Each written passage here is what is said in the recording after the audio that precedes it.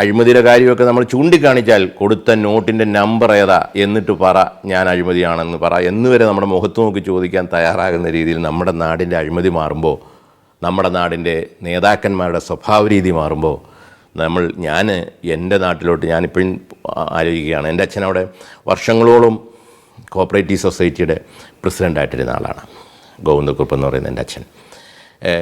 ഞങ്ങളുടെ അച്ഛൻ മരിക്കുന്ന സമയത്ത്, എൻ്റെ അമ്മ മരിച്ചിട്ട് 1 വർഷം കഴിഞ്ഞപ്പോൾ അച്ഛൻ മരിക്കുന്നു, എനിക്ക് 10-20 വയസ്സുള്ള സമയത്ത്.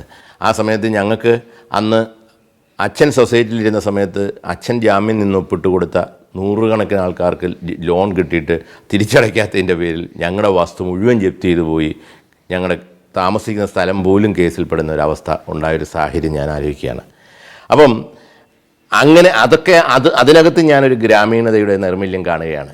കാരണം നമ്മുടെ പുള്ളിക്കാരൻ എനിക്ക് തോന്നുന്നു അച്ഛന് പ്രസിഡൻ്റായിരിക്കണമെന്നൊരു ആഗ്രഹം ഉണ്ടായിരുന്നിരിക്കാം. അതിനച്ഛൻ എല്ലാവർക്കും ജാമ്യം നിന്ന് കൊടുത്തിരിക്കാം വോട്ട് കിട്ടാൻ വേണ്ടി. പക്ഷേ ജാമ്യം നിന്ന് പലരും കൃഷി മോശമായപ്പോൾ അവർക്ക് തിരിച്ചടയ്ക്കാൻ പറ്റിയില്ല. അവസാനം പണി കുറുപ്പച്ചന് കിട്ടി. കുറുപ്പച്ചൻ കുറച്ച് കാലം പ്രസിഡൻ്റായിട്ടിരുന്നു. ആ പുള്ളി മരിച്ചപ്പം വസ്തുവൊക്കെ ജപ്തിയിലായിപ്പോയി. അപ്പം അത്തരം ബന്ധങ്ങൾ, അതല്ലാതെ നാടിൻ്റെ ഖജനാവ് കട്ടുമുടിക്കുന്ന ഒരു സംസ്കാരം ഒരിക്കലും ഞാൻ കുട്ടനാടൻ ജനതയിലോ എൻ്റെ ആ കാലഘട്ടങ്ങളിൽ ഞാൻ കണ്ടിട്ടില്ല.